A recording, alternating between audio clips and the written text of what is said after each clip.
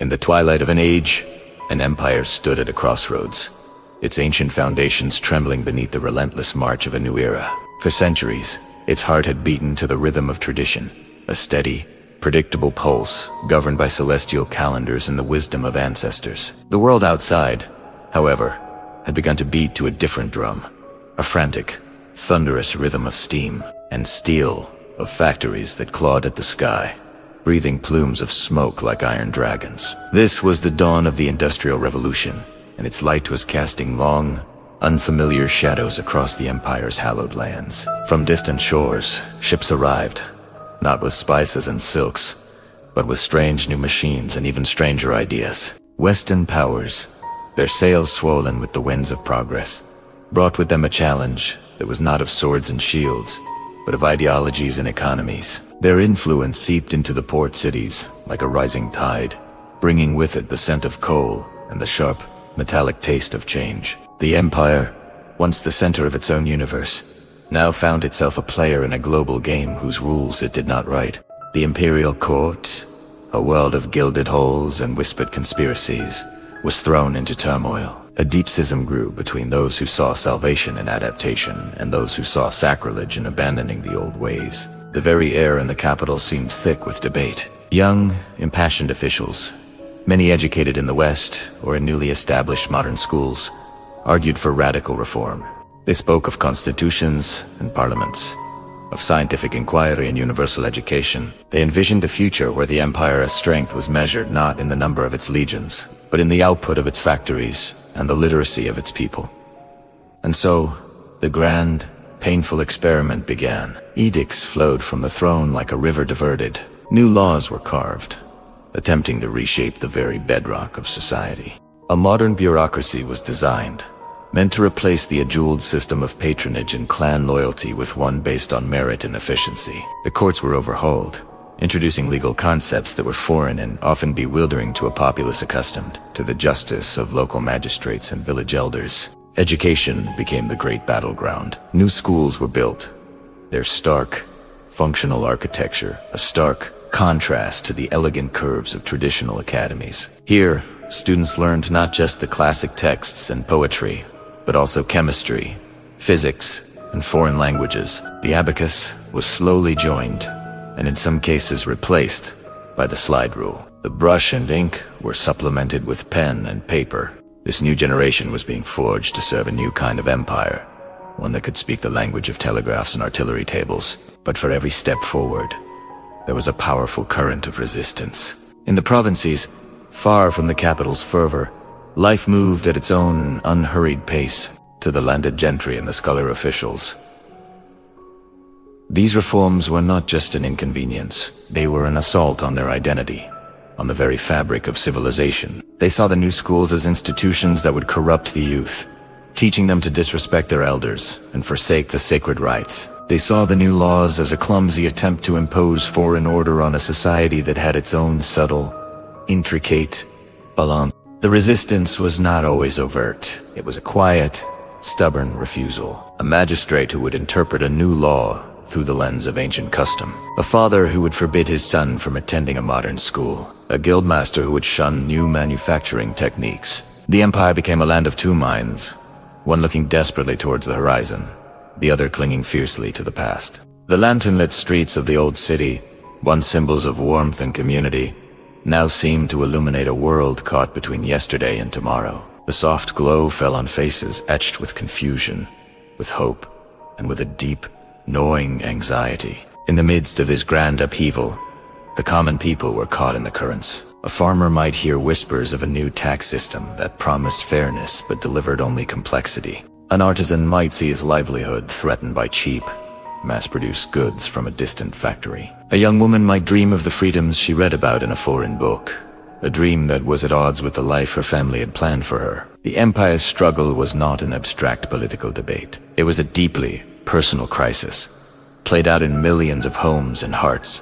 The emperor himself, the son of heaven, was a figure of immense and tragic contradiction. He was the guardian of tradition, the living embodiment of the past, yet he was also the one who had to sanction its dismantling. Every edict he signed was a betrayal of his ancestors, and every moment of hesitation was a betrayal of his people's future. He sat on a throne that was becoming increasingly unstable, trying to steer a colossal ship of state through a storm it was never built to withstand. As the years wore on, the initial optimism of the reformers began to fade, replaced by a weary pragmatism. They discovered that changing laws was easy, but changing minds was a task for generations. They learned that a factory could be built in a year, but a skilled workforce to run it took decades to train. They realized that an empire could not simply shed its skin like a snake. Its past was woven into its very soul. The paradox was that the more the empire tried to change, the more it seemed to reveal its unchanging core. The new bureaucracy, for all its modern charts and procedures, soon fell into old patterns of factionalism and personal loyalty. The Neo army, armed with Western rifles and trained by foreign advisors, still relied on the ancient warrior code to inspire its soldiers. Even the new ideas were often understood through the filter of old philosophies. This was an empire in a state of profound melancholy, a giant awakening from a long dream to find the world has left it behind. It was a time of great heroes and great villains, of tragic sacrifices and stunning betrayals. It was an age of steam and steel, but also an age of ghosts and memories. The struggle to modernize was not just a political or economic project. It was a deep spiritual quest to find a new identity, to forge a new soul, for a nation caught between a glorious past it could not reclaim and a future it could not yet grasp. The quiet streets, the rustling of silk, the distant clang of a blacksmith's hammer. All these sounds mingled with the new, intrusive noise of the modern world, creating a symphony of a society in profound, painful transformation. Thank you for watching. If you found this journey into the past compelling, please like this video and subscribe for more stories about the turning points of history. In the quiet hum of history, beneath the grand narratives of battles and successions, there's a subtler, more insidious force at play. It's the silent creep of numbers, the rustle of ledgers in dimly lit rooms, the weight of gold and the burden of debt. This is a story not of swords, but of spreadsheets, not of cannons, but of contracts. It's the story of how money, in its quiet, relentless way, can unmake an empire. Imagine, for a moment, the vast expanse of the Ottoman Empire at its zenith, a sprawling dominion stretching across 3 continents, a vibrant tapestry of cultures, languages, and faiths, all held together under the banner of the Sultan. For centuries, its armies were the terror of Christendom. Its navies dominated the Mediterranean, and its capital, Constantinople, was the envy of the world. It seemed eternal, unshakable. But empires, like all great structures, have foundations, and the Ottoman foundation, once solid as bedrock, began to crack under a pressure that was invisible to most. The pressure of finance. The story of its decline often focuses on military defeats or political intrigue, but the real, deep-seated rot began in the accounting rooms, under the soft glow of candlelight. It began when the empire started spending more than it earned. The lavish lifestyles of the court, the immense costs of maintaining a modernizing army to compete with European powers. The grand construction projects meant to project an image of strength, all of it came with a hefty price tag. Initially, the empire's vast resources could cover these costs. But as the 19th century dawned, the world was changing. The Industrial Revolution in Europe was creating wealth on an unprecedented scale, leaving the Ottomans, with their largely agrarian economy, falling behind. The traditional trade routes that had once filled their coffers were being bypassed. The empire was bleeding money, and the traditional ways of raising funds, taxation and land grants, were no longer enough. The well was running dry. This is where our story takes a fateful turn. In 1854, during the Crimean War, the Ottoman Empire did something it had never done before. It took out a foreign loan. It was a modest sum at first, borrowed from British and French bankers. It seemed like a simple solution, a quick fix to a temporary cash flow problem.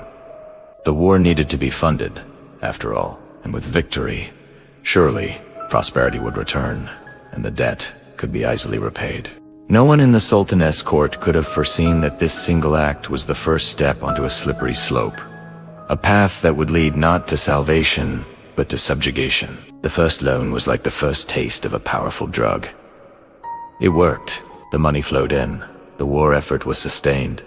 And for a brief moment, everything seemed fine. But the underlying economic problems hadn't gone away. The budget deficits continued to grow, and the temptation to simply borrow more was irresistible. Why undertake painful, difficult internal reforms when easy money was available from European banks, who were more than happy to lend? To them, the Ottoman Empire, with its vast lands and resources, seemed like a safe bet. So, the loans kept coming, each one bigger than the last. They were used to build railways and telegraph lines, to construct palaces and mosques, to pay the salaries of bureaucrats and soldiers. On the surface, it looked like progress, like modernization. But beneath this glittering facade, the chains of debt were being forged, link by painful link. The interest rates were high, and soon, the empire found itself in a vicious cycle. It began taking out new loans, not for development, but simply to pay the interest on the old ones. Imagine a grand old estate, its owner trying to maintain a lifestyle he can no longer afford. He sells a piece of art to pay the gardener, then a parcel of land to pay the cook, all while pretending to his guests that everything is fine. This was the Ottoman Empire in the 1860s and 70s. The state's revenues were being mortgaged away before they were even collected. The rights to collect taxes on salt, on silk, on tobacco oil was signed over to foreign creditors as collateral. The empire was slowly, piece by piece, being sold off. The breaking point came in 1875. The government, overwhelmed and unable to borrow any more, announced that it was defaulting on its debt. It could no longer make its payments. The financial markets in Europe panicked. The safe bet had gone bad. But the European powers and their bankers were not about to simply walk away and write off their losses. They had lent the money, and they were determined to get it back. This is where the story shifts from a financial crisis to a national humiliation. In 1881, the European creditors forced the Sultan to accept the creation of an entity called the Ottoman Public Debt Administration, or the OPDA.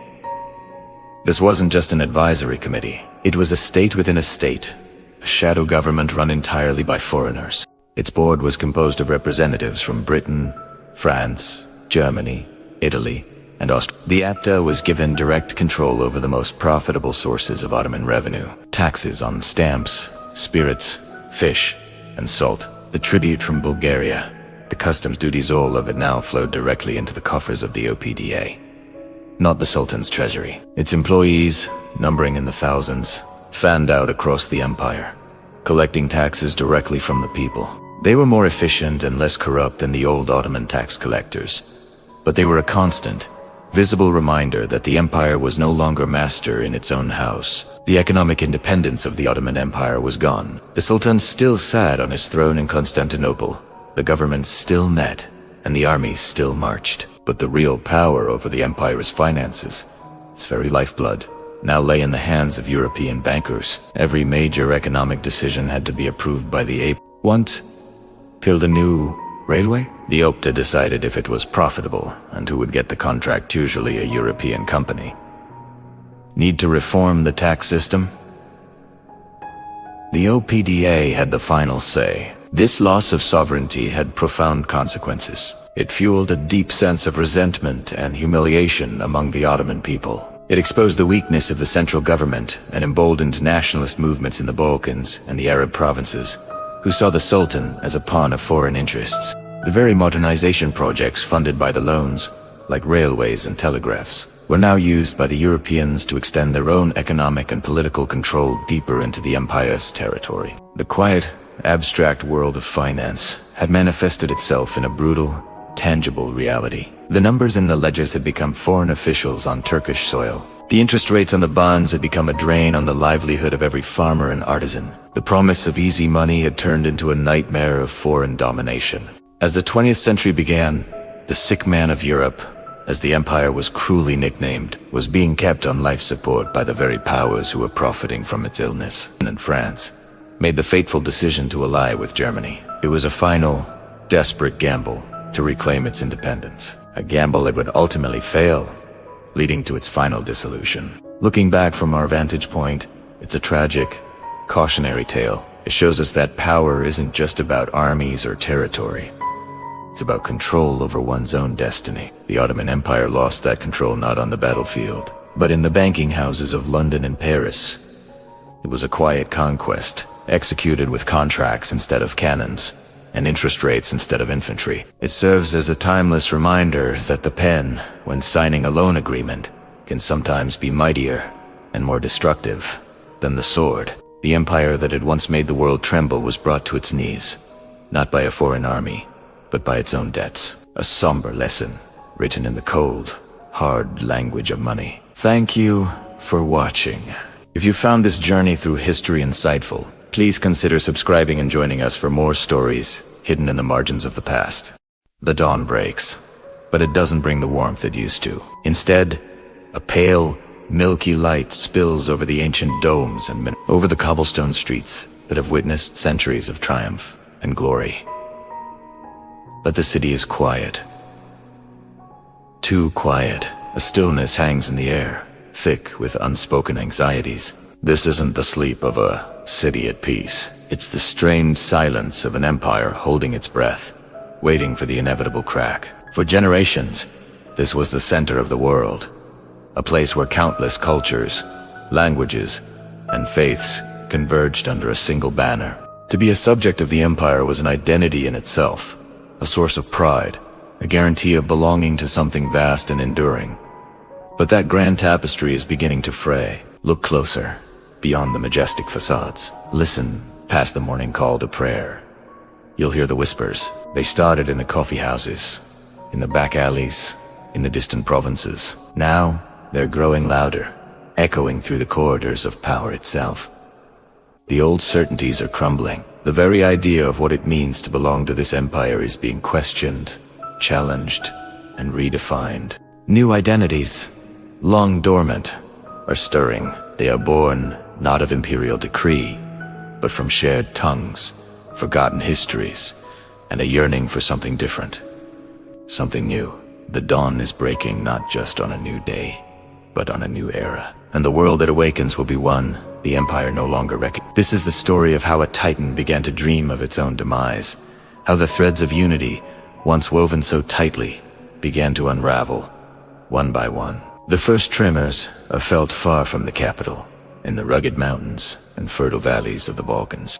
For centuries, these lands have been a mosaic of peoples, Greeks, Bulgarians, Albanians, each with their own proud history, their own saints and heroes. They've lived under the imperial banner, sometimes content, often restlessly, but now the restlessness has turned into a fire. It's fueled by poets who write in forbidden languages, by priests who preach of a divine right to nationhood, and by young intellectuals returning from universities in Paris and Vienna, their minds ablaze with ideas of liberty and self-determination. They see the empire not as a protector, but as Sakai. They look at their own people and see not just subjects, but a nation waiting to be born. Secret societies are formed, plotting in taverns and monasteries. Old folk songs about ancient kings and battles are sung with a new, defiant meaning. A farmer who pays his taxes to a distant sultan begins to ask why he is ungoverned by someone who speaks his language, who shares his faith,